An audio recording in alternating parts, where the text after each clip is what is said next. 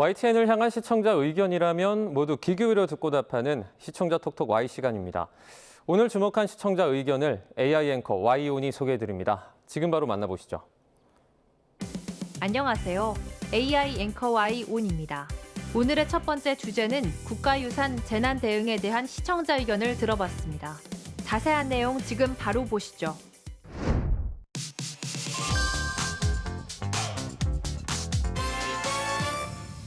지난 3월 발생한 경북 산불 당시 국가유산청이 상황에 따라 국가유산 재난위기 경보 단계를 조절한 소식을 전한 보도가 있었습니다. 국가유산청은 울산, 경북, 경남 지역에서 발생한 산불 진화가 완료돼 재난 상황이 해소되고 최근 강수 등으로 위험 요소가 다소 감소한 데 따른 조치라고 설명했습니다. 재난위기 경보 심각 단계에서 위험 요소가 줄어들어 경계 단계로 하향 조절한 상황과 산불로 인한 국가유산 피해 상황을 짚었는데요. 국가유산청이 재난위기 경보를 경계로 하향했다는 소식을 전했는데 전체 위기 단계의 체계와 그에 따른 상황 등이 궁금해 추가 정보를 더했다면 도움이 됐겠다는 시청자 의견이 있었습니다.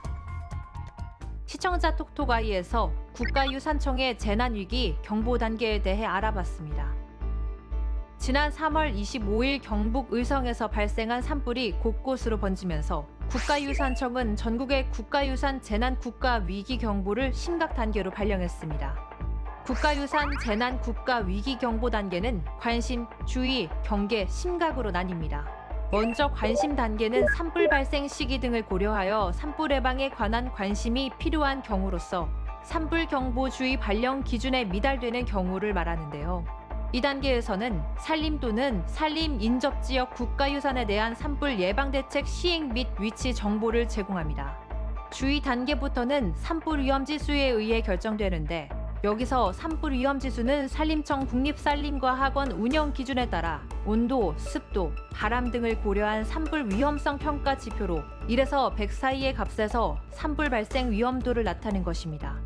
주의 단계는 산불 위험 지수가 50일 이상인 지역이 70% 이상이거나 산불 발생 위험이 높아 특별한 주의가 필요한 경우 또는 실제 산불이 발생한 경우를 말하는데요. 관심 단계 조치를 계속 실행하면서 자체 점검 및 순찰 활동 강화를 요청하고 필요시에 국가유산청 안전상황실을 운영합니다. 다음으로 경계 단계는 산불 위험 지수가 66 이상인 지역이 70% 이상이거나 발생한 산불이 대형 산불로 확산될 우려가 있어 특별한 경계가 필요한 경우를 말합니다. 이때는 이전 조치를 계속 시행하면서 산불 위기평가 결과를 고려한 추가 대응 조치를 시행하고 필요시에는 상황판단회의 개최를 주관하는데요. 마지막으로 심각 단계는 산불 위험 지수가 86 이상인 지역이 70% 이상이거나 산불이 동시다발적으로 발생하고 대형 산불로 확산될 개연성이 높다고 인정되는 경우 또는 주택, 국가유산 등 20동 이상 피해가 발생한 경우를 말합니다. 이 경우에는 산불 위험 지역 내 지정 등록 목조 문화유산의 특별 점검을 실시하고 중앙사고수습 본부 가동 운영 보도자료 및 상황 보고서 작성, 긴급 보수비 지원 검토 등 다방면에서 조치를 시행합니다. 다음으로 시청자 톡톡아의 두 번째 주제는 잼버리 감사 결과에 대한 시청자 의견을 들어봤습니다. 어떤 내용을 담고 있는지 이어서 확인해 보시죠.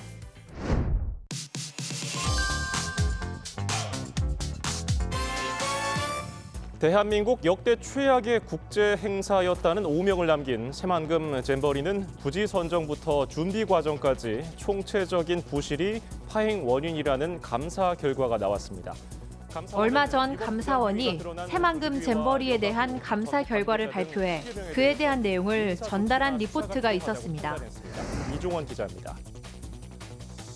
대규모 국제행사의 파행은 조직위와 여가부, 전라북도 등 추진 주체들의 역량 부족과 준비 부족 등 총체적인 부실이 원인이었다고 감사원은 결론냈습니다.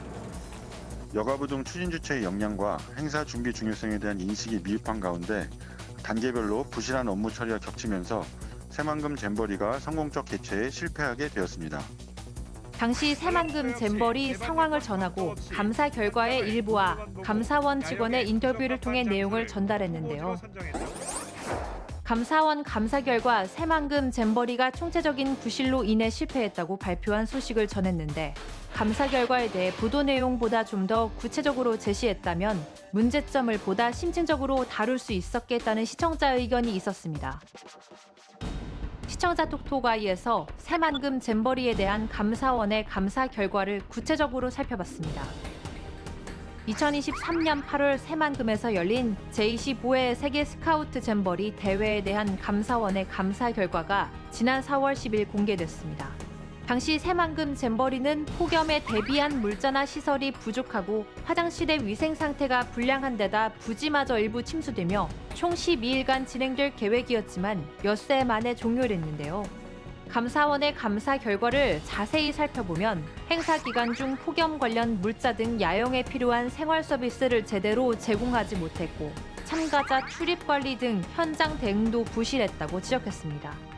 선정된 야영장 부지도 경사가 없고 매립 높이가 충분하지 않은 데다 배수시설도 불량해 야영에 부적합했는데요. 또 행사를 위한 준비 상황, 사전 점검 보고 체계가 원활히 작동하지 않았을 뿐 아니라 각종 계약 비위와 외유성 출장 등 기강회의 사례도 발생했다고 하는데요. 조직위의 현장 대응까지 부실했던 총체적 난국의 상황에 운영위가 특정 업체의 일감을 몰아주거나 계약 규정을 위반한 정황도 드러났습니다. 마지막으로 오늘 시청자 톡톡아의 세 번째 주제는 제주 지역어에 대한 시청자 의견을 들어봤습니다. 이어지는 내용도 지금 바로 만나보시죠.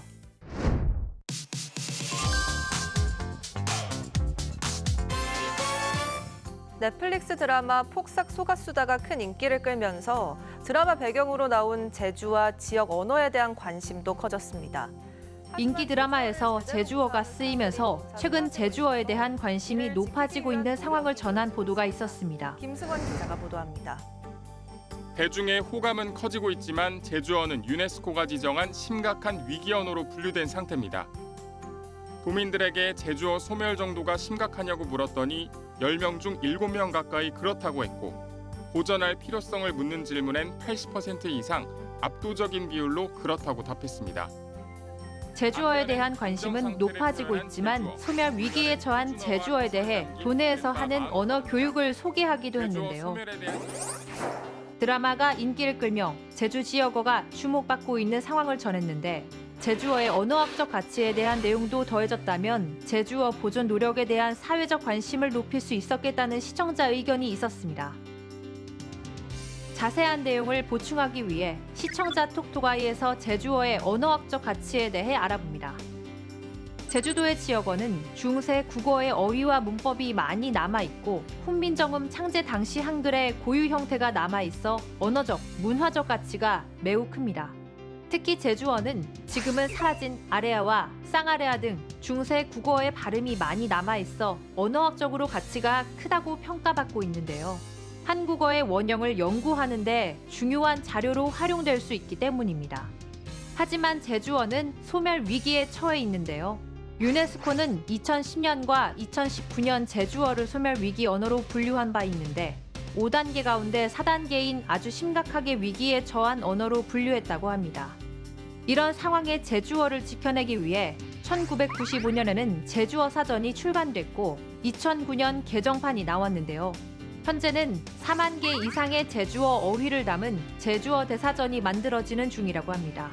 제주어 대사전은 제주도가 2009년 발간한 제주어 사전을 수정 보완하는 것으로 25,000개 표제어를 4만 개까지 늘리고 이용자가 이해하기 쉽게 용례와 사진 사파를 추가하는데 이는 제주어 기록과의 핵심 사업이라고 할 수 있습니다. YTN 방송의 부족한 부분을 채우는 시청자 톡톡아이 시간. 다음 주도 다양한 시청자 의견과 함께 돌아오겠습니다.